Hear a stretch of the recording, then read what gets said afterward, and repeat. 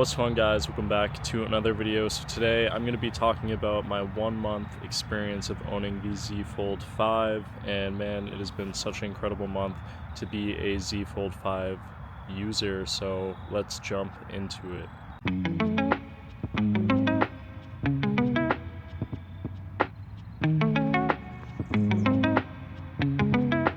So I may have mentioned this earlier, but one of my favorite things so far within this past month of owning the Z Fold 5 is honestly just the form factor. But even without a case, I owned a case for maybe like 2 or 3 weeks while I have this device. And I'm gonna be honest, I prefer it without the case. It feels really premium.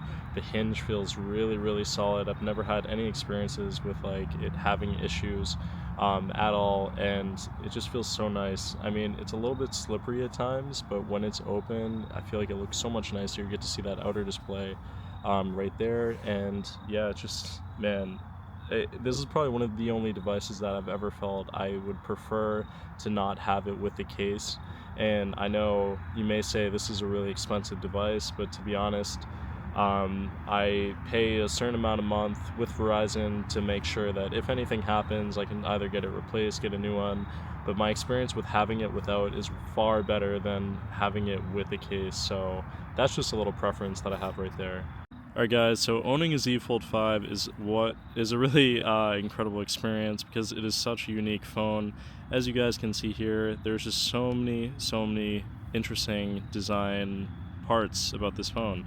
So what we're going to talk about first is obviously this is a foldable phone, and what's incredible about it is often I find myself not even folding it, just using the front display, which I know is interesting and that's not typically what everyone does, but I feel like there's so many capabilities that you're able to do with the front display, then also having that option to do the other one. The one thing that I mentioned before that's really nice is having the option that you can also fold the device open but then also have it closed, and there's no other devices besides foldable phones that are able to do that. What's really nice, especially at night or during the day, if I want to watch a video, if I want to read a book, I'm always able to have that option. And I think having it for 1 month, I just like probably being allowed to have that freedom, use it as a book, as a desktop, and it just has all of those capabilities, which is really nice. Often I find myself too splitting the phone into two, and then what I'm able to do is either watch and record or really just have it freestanding the entire time.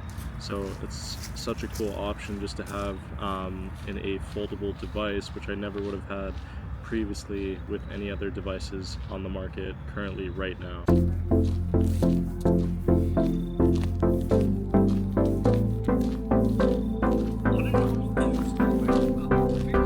So one thing that I did want to mention as a part of this video is just showing off the hinge that is also included.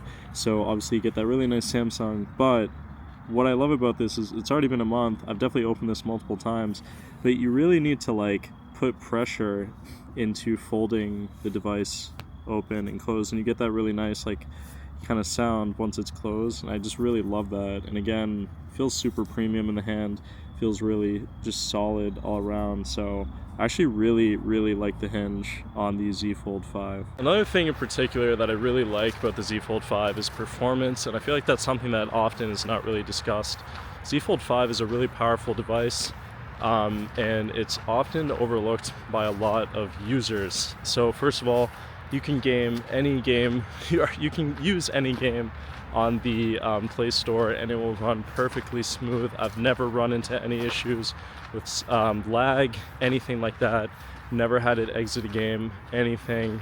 Videos all stream perfectly, and all the apps and just like haptics work really flawlessly with the Z Fold 5, so it's really a powerhouse. And the next thing that I did want to talk about is the battery. So everybody always looks at numbers, they always look at the specs of devices, and one of them being that the battery is not a 5,000 milliamp battery, it is a 4,400 milliamp battery. And people say, okay, so if it's 600 less than what the Samsung S23 Ultra is, doesn't it have a bad battery? No, that is not true at all. It actually lasts a really long time, except the only difference is if you did have a 5,000 milliamp battery, it obviously would last much longer. So there is kind of, yes, it could have a 5,000 milliamp, but it also doesn't. So it's not like a huge issue when it comes to performance. It lasts me an entire day. I use it, and that's not me just like saying it lasts an entire day without using it. It lasts an entire day with me playing games, watching videos, going on the internet, making phone calls, all of those things. So I've never had an issue with the battery itself. And what's nice about a lot of these devices is that they have a lot of fast charging. So the Z Fold 5 has really fast charging depending on the type of like watt battery or charger that you have. So you're able to really get a ton of performance when just charging. So that's also a really, really cool thing.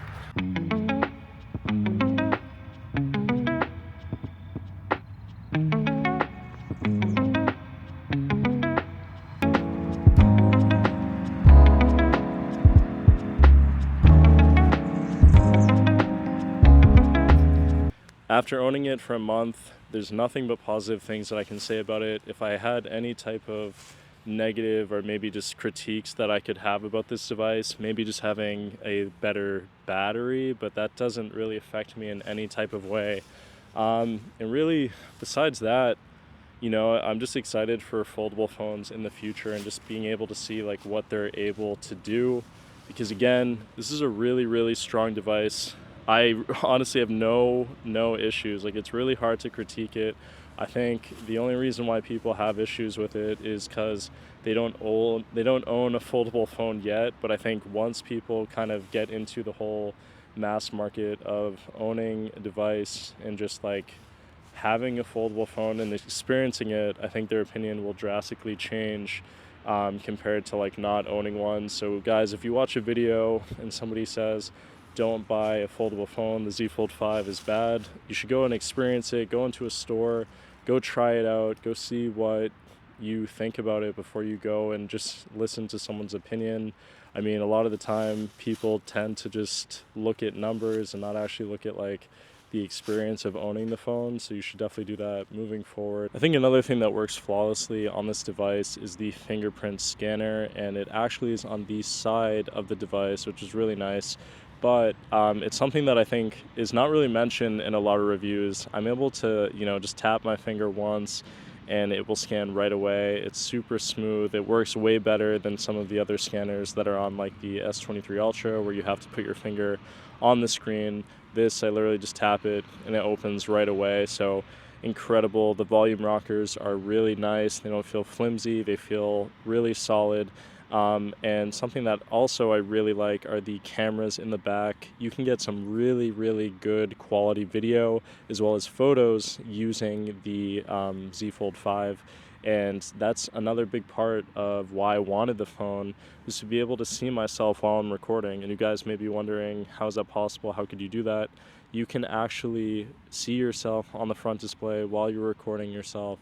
And that's an incredible feature. I don't know any other phone that you would be able to do that. I mean, maybe the Z Flip 5, but if you're choosing or trying to decide between the Z Flip 5 and the Z Fold 5, definitely go with the Z Folds. It's just such a better device. You're not going to be sorry, and I think this is a really good phone for any type of content creator who is just looking for a different experience and that type of creativity with a device. So yeah, I really like those features for sure. I think would probably be my only flaw with the Z Fold 5 is probably the price point. So if you consider just like spending $1,700 to $1,800, I don't know what the current price is right now on the market, but like that is a lot of money to pay for a device. My experience with getting this phone, I didn't get any type of discount or got it for free. I was able to trade in 2 iPhones. And that's how I was able to, afford this device, was getting a ton of money off with that trade-in. Otherwise, I don't think I would ever consider getting this phone. I know I've said so many good things about it, and I'm really grateful to have this, but like for the price point, that's a ton of money to pay for a device.